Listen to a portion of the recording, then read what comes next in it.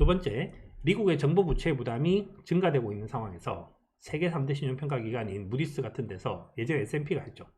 그 미국 국가 신용등 한 단계 내릴 가능성은 낮은 편일까요? 제가 볼 때는 없는 편인 것 같아요. S&P가 2011년도에 금리를 떨어뜨렸고 이것 때문에 욕을 엄청나게 들어먹게 됐는데 그때 이런 얘기를 했죠.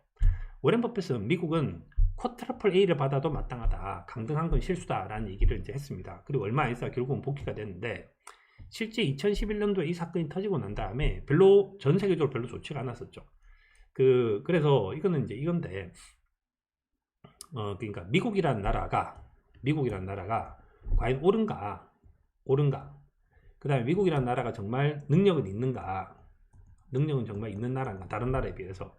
근데 문제가 되는 것은 뭔가 하면 우리가 외계인이 존재하지 않기 때문에 외계인이 존재하지 않는다고 생각을 할 때 미국만한 대안이 존재하는가라는 겁니다. 미국만한 대안이 존재하는가.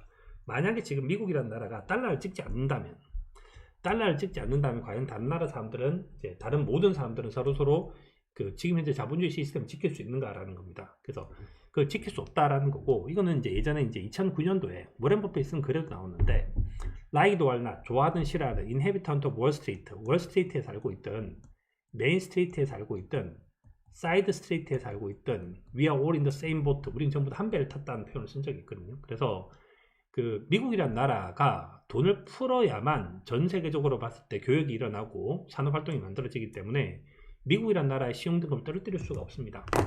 또 하나는 그러면 미국이 정말 큰 사고를 지금 친 상황이냐, 그렇게 보기도 좀 힘든데, 그렇게 보기도 현재는 좀 되게 그 코로나 때문에 되게 이머전시한 그런 상황들인데, 지표를 보면 보통 이제 미국이 현재 문제다라는 건 GDP 대비 정부 부채를 얘기하는데, GDP 대비 정부 부채가 1번부터 시작해서 쭉 있고 미국도 이제 한 100% 가까이 되죠. 미국도 100% 돼서 미국이 이제 부채가 늘어나고 있다라고 얘기를 하는 건데, 지금 이제 2011년도에 여기 있었어요. 여기. 그래서 그때 이제 미국 부채가 많다는 얘기를 했었고, 두 번째는 그 GDP 요거 말고 하나 더 있어야 되는데, 재정 적자에 대한 얘기가 하나 있어야 되는데, 정부 여기 있네요. GDP 대비 정부 지출, 정부 부채. GDP 대비 정부 부채를 아까 봤고, 정부 지출. 하여튼 뭐 이게 재정 적자가 있어야 되는데, 재정 적자가 빨리 찾으려니까 안 나오네요. 그래서 여하튼지 이거는 이제 결론은 그건데, 결론은 미국에 대한 시용 등급을 절하시키지는 못할 거고요. 왜 그랬는가 하면 2008년도부터 시작해서 그때는 이제 서프라임 크라이시스라고 하는 건데, 전 세계에서 미국만 독자적으로 이제 이것이 뭔가 이제 그러니까 잘못한 일을 저지른 거죠. 2020년도는 전 세계가 전부 다 똑같이 이제 공격을 받았었기 때문에, 그래서 그 당시에는 미국의 국가 신용 등급을 이제 신용 등급 떨어뜨린 것이 말이 됐지만 지금은 그렇게 하지 못할 겁니다.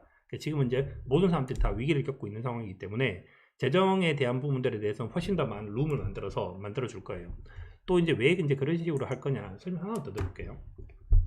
돈을 빌리는 것이 가게가 있고 기업이 있고 그 다음에 이제 정부가 있고 금융회사가 있죠.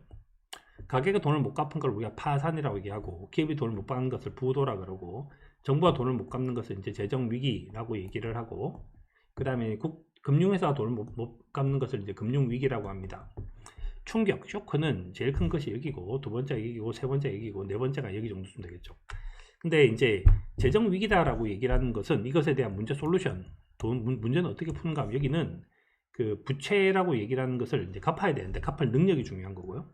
여기도 갚을 능력이 중요하죠. 여기도 갚을 능력이 중요한데 여기는 갚겠다는 의지가 되게 중요합니다. 그래서 왜 그런가 하면 국가라고 하는 것은 언제나 어때나 이제 사라지지 않기 때문인 거죠.